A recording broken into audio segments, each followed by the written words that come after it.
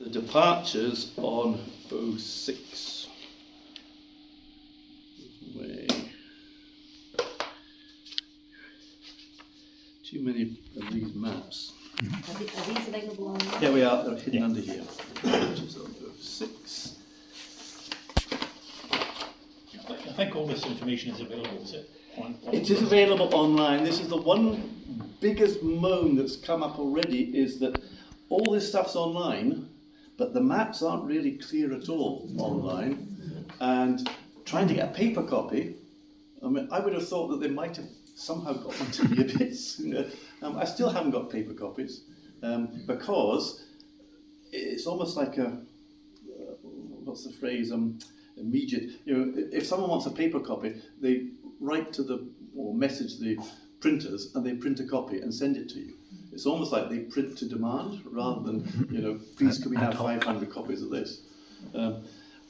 Fair enough, one of them is apparently 833 pages long, and that's the one that's full of all the technical stuff, but it's maybe the technical stuff that if you're trying to put any kind of argument you need to understand, unfortunately.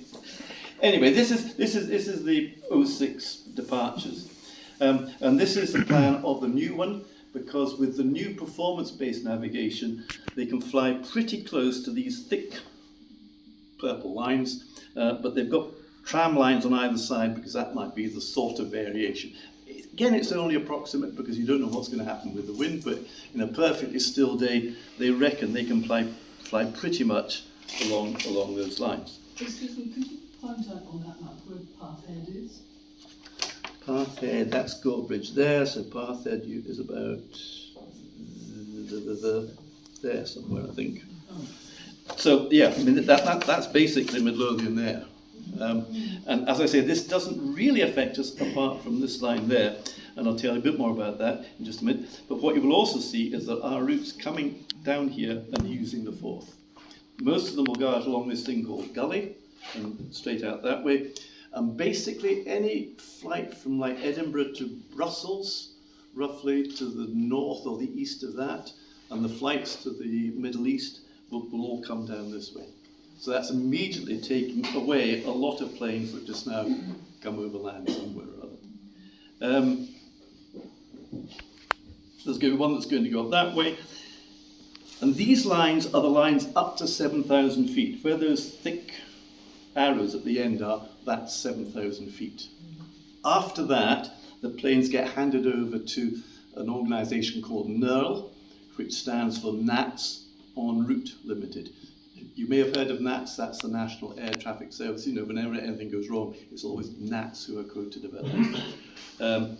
But they're the sort of the bigger company that looks at everything. NERL are the ones that deal with the actual flying the planes, air traffic control and stuff like that.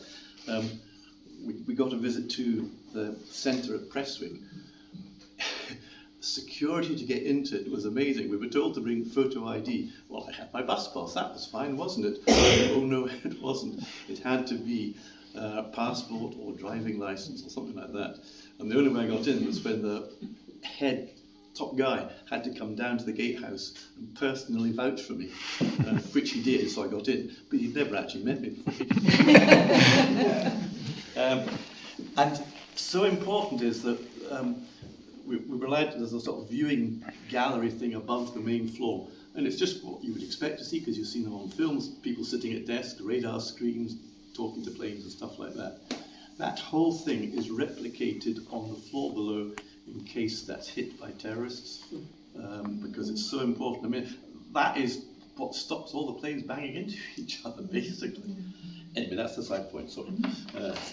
That was the interesting bit of what I do. Still haven't had a trip up the tower at Edinburgh, I'm angling for it. So this is departures. So most of them are all heading off that way, or going around like that. Or this one here, they're going to climb so high that it'll be 7,000 feet before they even get back over land, and then they're going to fly it's round about Musselburgh, but then round like that. But they will be so high and climbing steeply at that point. So the departures aren't really an issue, except for this one. That one, you'll notice, doesn't reach 7,000 feet till way down It's called Skirl, so I imagine that's pretty near, somewhere near Skirling.